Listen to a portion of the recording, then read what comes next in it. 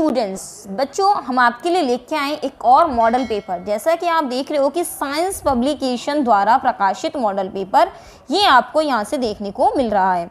बहुत सारे बच्चों की रिक्वेस्ट है कि मैम हमें मॉडल पेपर सॉल्व करवा दीजिए, तो बच्चों आपके लिए मॉडल पेपर हम लेके आए हैं, इसको अभी सॉल्व करवा रहे हैं हम आपके लिए, ठीक है। और बच्चों प्लीज़ मैं आपको एक चीज़ कह दूँ, इम्पॉर्टेंट ये सब कुछ आपको करवा दिया है।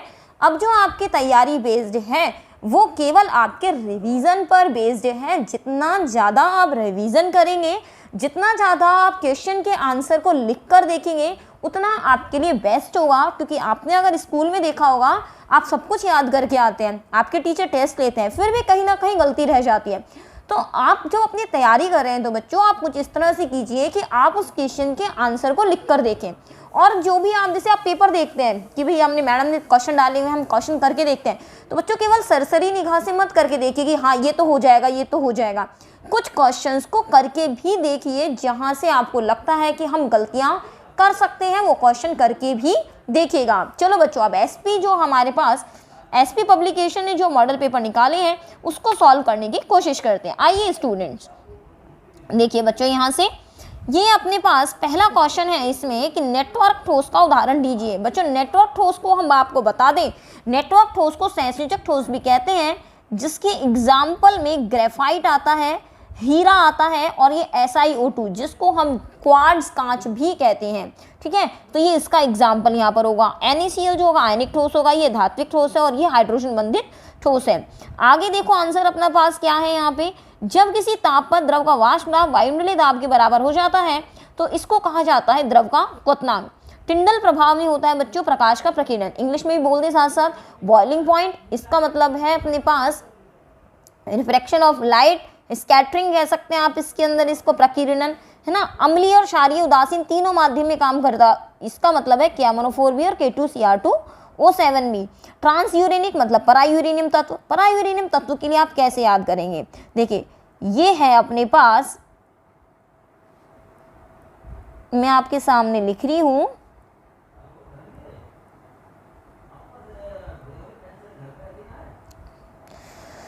कैसे में से फरमाओ, रुको बच्चों एक बार सही कर दें।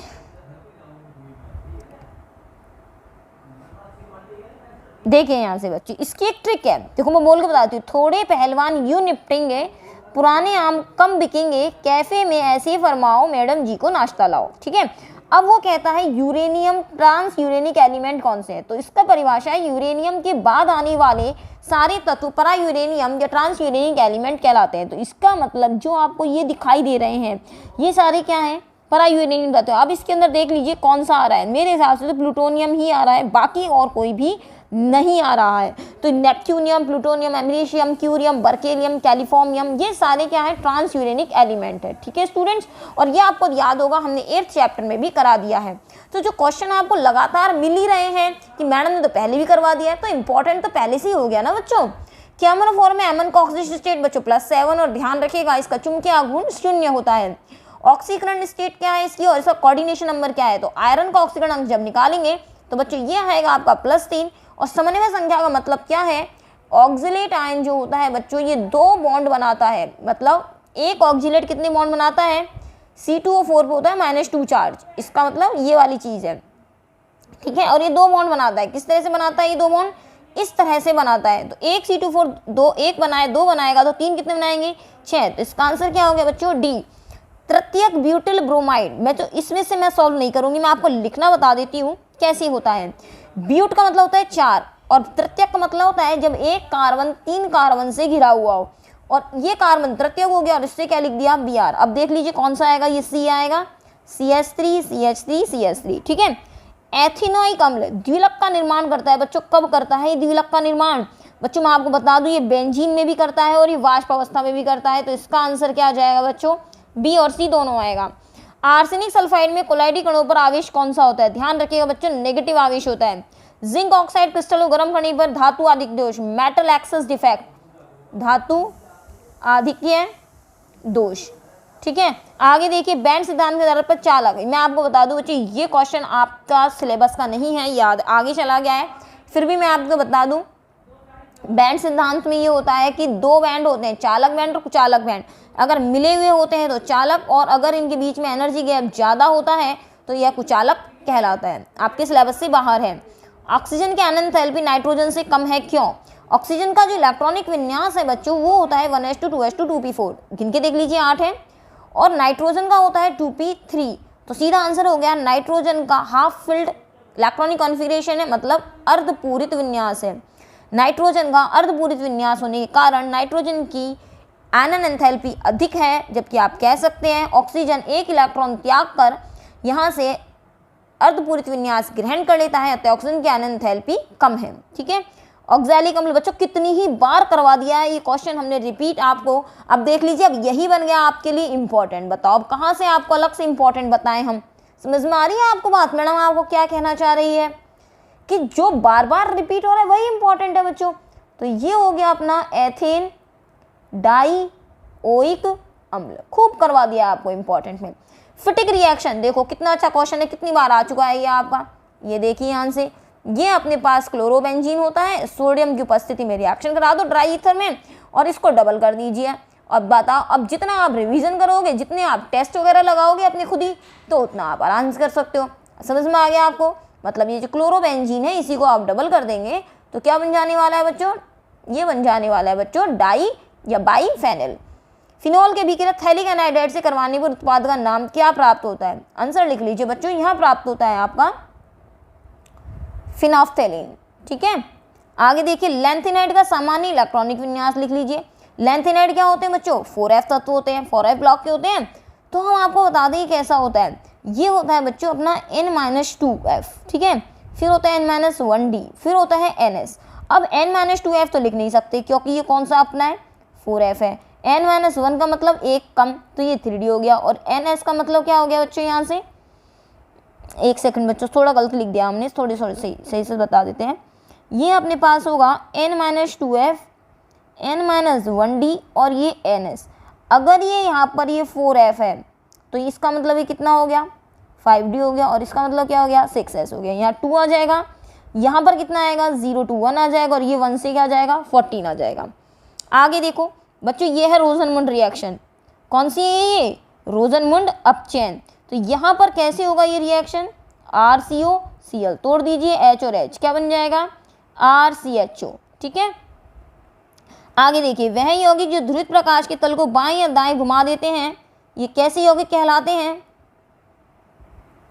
ध्रुवण घूर्णक यौगिक कहलाते हैं। किसी अभिक्रिया में भाग लेने वाले अभिकारक अणुओं की संख्या क्या कहलाती है बच्चों? अणु संख्यता कहलाती है। ठीक है। आगे देखिए, मोल अंश ज्ञात करने का सूत्र। मोल अंश को अर्थ किया जाता है बच्चों x से। तो हम अगर इसके कह रहे हैं किसी अवयव के मोल बटा कुल मोल, सूत्र क्या होगा? किसी अवयव के मोल बटा कुल मोल। ठीक है बच्चों। आगे देखिए बच्चों, नेक्स्ट क्वेश्चन, यहाँ मोल अंश ज्ञात करने का सूत्र हो गया है अपने किसी अवयव के मोल बटा कुल मोल। अब आगे देखो, इसी से रिलेटेड क्वेश्चन आपका दिया गया। 30 ग्राम एथेनोइक अम्ल 100 ग्राम जल में घुला हुआ है, एथेनोइक अम्ल का मोल अंश ज्ञात कीजिए। बच्चों, मोल अंश ज्ञात करने का सूत्र क्या होगा एथेनोइक अम्ल का? x, नीचे लिखेंगे आप एथेनोइक अम्ल। ठीक है। फिर क्या लिखेंगे? एथेनोइक अम्ल के मोल बटा कुल मोल। अब एथेनोइक अम्ल के मोल कैसे निकालें? कितना दे रखा है एथेनोइक अम्ल? 30 ग्राम दे रखा है। एथेनोइक अम्ल का अणुसूत्र अणुभार कितना होता है? क्योंकि मोल निकालने का सूत्र होता है बच्चों ग्राम भार बटा अणुभार। तो मोल निकालने के लिए ग्राम कितना दे रखा है? 30। अणुभार कितना होता है? 60। तो कितना निकल आया है? 1/2। तो ये तो निकल आया है एथेनोइक अम्ल के मोल निकल आया है। तो मोल एथेनोइक अम्ल का मोल कितना निकल आया? 1/2 का मतलब 0.5 मोल। इसी तरह से मुझे किसके मोल निकालने होंगे? पानी के। पानी का मोल निकालने के लिए 100 ग्राम बटा पानी का अणुभार होता है 18। तो कितना निकल गया? 55.5। इसको आप सॉल्व करेंगे कितना आएगा? 55। 18 पंच 90, तो 5.5 निकल आएगा इसका। ठीक है। अब इसका मतलब ये हो गया कि पानी के मोल कितने निकल आए? 5.5। अब आप इस फॉर्मूले को यूज़ कर लीजिए। एथेनोइक के कितने हो गए? 0.5। कुल मोल कितने हो गए? 0.5 प्लस 5.5 कितना आ गया? 0.5 बटा 6 आ गया यहाँ पे। तो ये हो जाएगा 5/60। अब इसको आप निकाल लीजिए, आंसर आ जाएगा आपका। ठीक है। कोलराउश का जो नियम है बच्चों वो आप अपने किताब से देख लीजिएगा, एज इट इज़ नियम मिल जाएगा। अगर मैं इसका गणितीय रूप लिखूं तो बच्चों क्या लिखा जा सकता है यहाँ पे, लैम्डा बराबर या अनंत अनुता पर किसी भी यौगिक की चालकता जो होती है वो उसकी धनायन के अनंत अनुता पर चालकता और ऋणायन के अनंत अनुता पर चालकता के योग के बराबर होती है। आगे कहता है इसी नियम की सहायता से दुर्बल विद्युत अपघटन, कौन सा होता है आखिर दुर्बल विद्युत अपघटन, जैसे एसिटिक अम्ल, जैसे अमोनियम हाइड्रोक्साइड, इसकी वियोजन की मात्रा कैसे ज्ञात करते हैं, वियोजन की मात्रा होती है बच्चों अल्फा लैम्डा सी अपॉन लैम्डा इनफाइनाइट। क्या मतलब है इसका, लैम्डा सी का मतलब होता है दी गई सांद्रता पर तुल्यांक की चालकता या दी गई सांद्रता पर मोलर चालकता, और लैम्डा जीरो का मतलब हो गया यहाँ पे लैम्डा नोट अनंत अनुता पर चालकता। तो लैम्डा सी आप लिख लीजिए हाथों हाथ बच्चों, आंसर्स लिखते चलिए कि क्योंकि मैं यहाँ पर पीडीएफ इसलिए नहीं दे पाऊंगी बच्चों क्योंकि मैं सॉल्व करती हूँ, मैं यहीं पर इसको मिटा देती हूँ, नहीं तो मैं आपको एज इट इज पीडीएफ जो है वो वहाँ डाल देती है आपका टेलीग्राम पर। तो बच्चों पीडीएफ इसलिए नहीं मिल पाएगी, आप देख रहे हो मैडम लिखती हैं फिर मिटा देती हैं।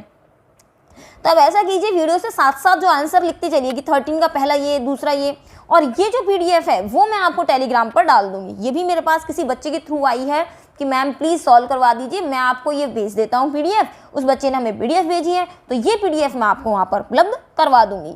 तो बच्चों इसका मतलब हो गया दी गई तनुता पर, ये हो गया दी गई तनुता पर, लैम्डा नोट का मतलब हो गया अनंत तनुता पर चालकता। ठीक है, आगे देखें बच्चों, यहाँ से अपना क्वेश्चन आगे क्या है अपना, निकिल +2 आयन का चुंबकीय गुण। तो बच्चों निकिल होता है बच्चों 28 पे, और तो इसके लिए होता है बच्चों अपना आर्गन 3d8 4s2। तो ये हो गया आर्गन 3d8, ये कितना हो गया निकिल +2 आर्गन 3d8।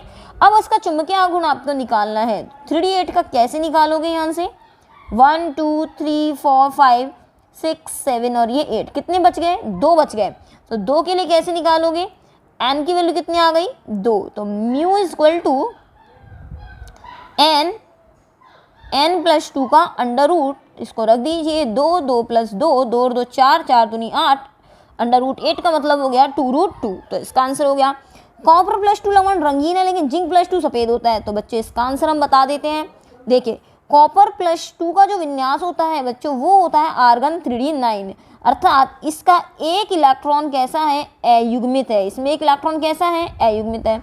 जबकि जिंक +2 का जो विन्यास होता है बच्चों वो होता है आर्गन 3d10, अर्थात एक भी इलेक्ट्रॉन अयुग्मित नहीं है। तो आप कह सकते हैं कॉपर +2 में एक इलेक्ट्रॉन अयुग्मित होता है, जबकि जिंक +2 में सभी इलेक्ट्रॉन युग्मित होने की वजह से यह कलरलेस होता है।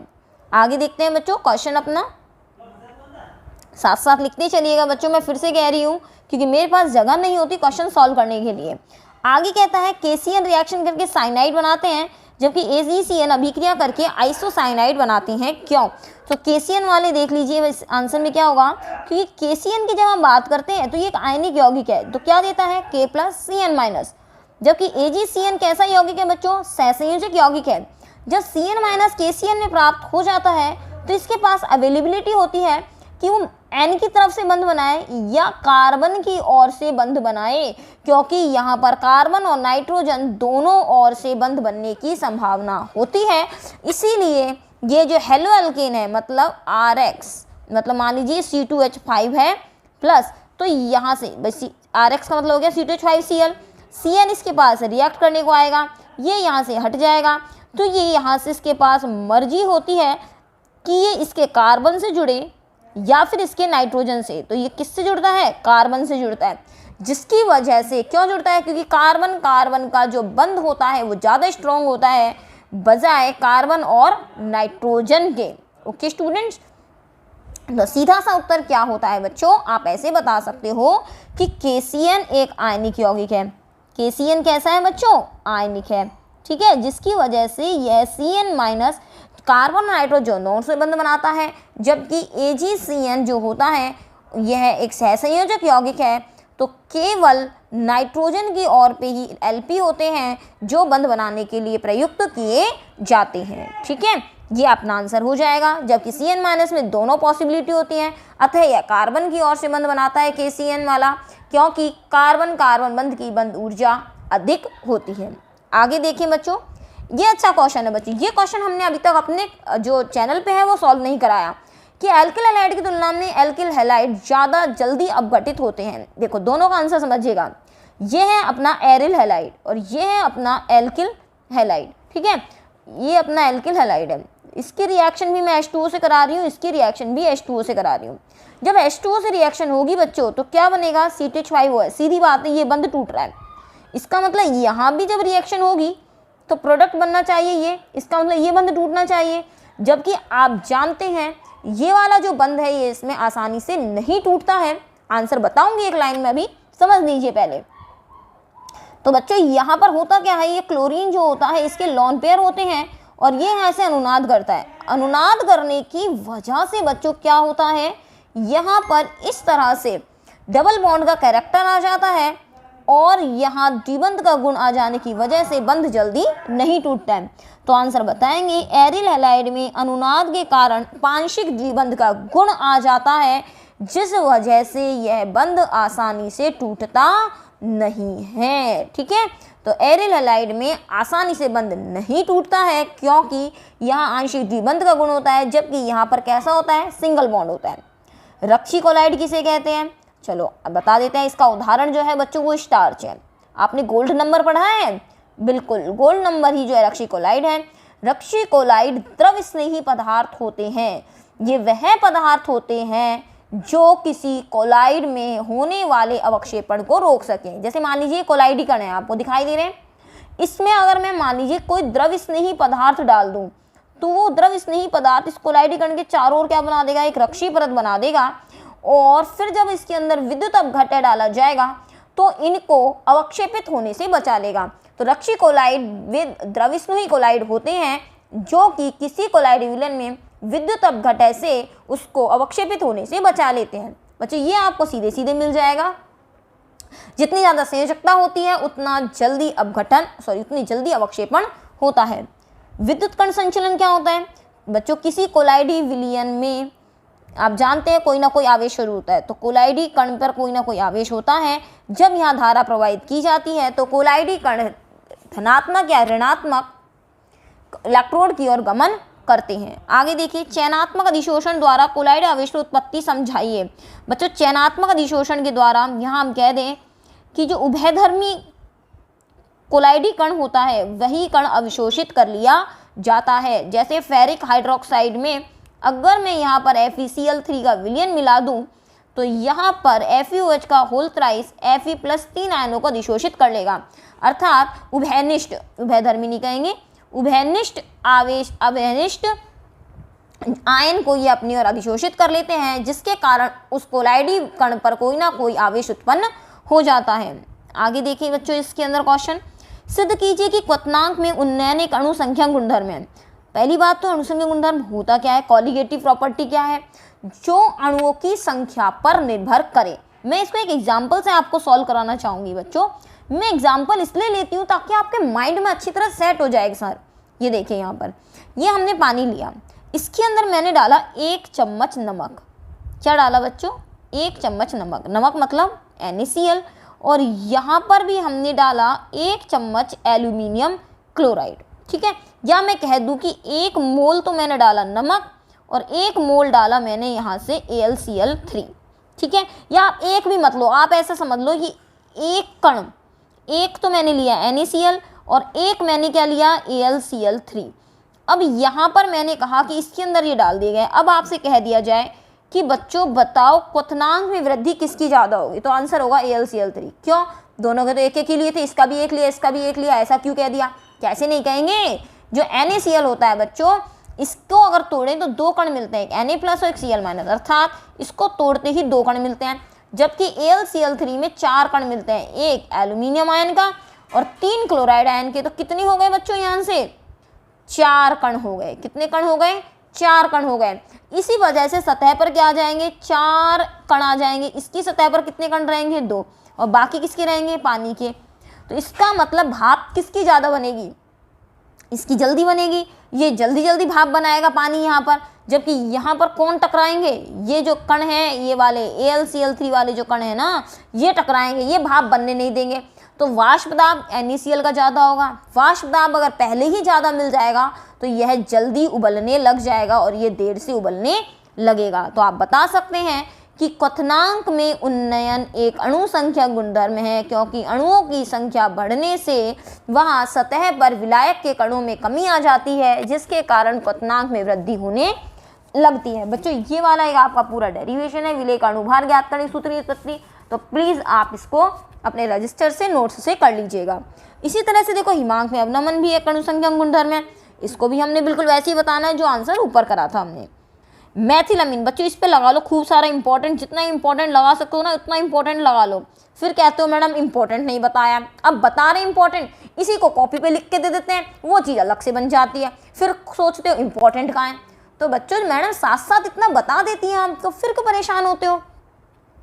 सीधा आंसर है कि मैथिलामीन में +I प्रभाव के कारण नाइट्रोजन पर इलेक्ट्रॉन घनत्व बढ़ जाता है। क्या बढ़ जाता है? इलेक्ट्रॉन घनत्व बढ़ जाता है। ये देखिए ये मैथिलामीन है, ठीक है, ये अपना अमोनिया है, ये +I प्रभाव रखता है, तो ये नाइट्रोजन में क्या बढ़ा देता है? इलेक्ट्रॉन घनत्व, और आसानी से इनको दिया जा सकता है। जबकि अमोनिया में ऐसा कुछ भी नहीं होता, केवल एक Lp होते हैं। तो +I प्रभाव के कारण नाइट्रोजन पर इलेक्ट्रॉन घनत्व बढ़ जाता है। नाइट्रो समूह की अनुनादी संरचना बताइए। बच्चों देखो अच्छा क्वेश्चन है, ये नाइट्रो समूह अपना है ना, ये नाइट्रो समूह। अब इसकी अनुनादी संरचना बनाओगे तो एक बार इसको ऐसे बना दो आप, यहाँ पे ये देखो ये बन जाएगी। इसका मतलब, या फिर आप ऐसा बना सकते हो, अनुनादी संरचना की बात हो रही है ना, ये माइनस आ गया, ये यहाँ पर कर दो, ये यहाँ पर कर दो, तो क्या बन जाएगा यहाँ से? डबल बॉन्ड और ये O-। अच्छा क्वेश्चन है यहाँ से। अब तक नाइट्रोबेंजीन करवा रहे थे, ये वापस यहाँ कर दो तो ये बन जाएगी। C3H9N के अणु के अनुसूत्र के 4 समावेशी बताइए। कार्बन कितनी दे रहा है? 3, इसमें एक तो NH2 यहाँ लगा दीजिए, एक NH2 यहाँ लगा दीजिए, ये बन गए आपके 2, तो ये बन गए। तीसरा कौन सा बन जाएगा? ये बन जाएगा आपका, ठीक है, द्वितीयक अमीन का हो गया। चौथा कौन सा बन जाएगा? ये लीजिए, कितने दे रहा है वो? 3 ही दे रहा है ना आपके, तो ये देख लीजिए बच्चों 3 बन गए। बहुत अच्छा प्रश्न है बच्चों।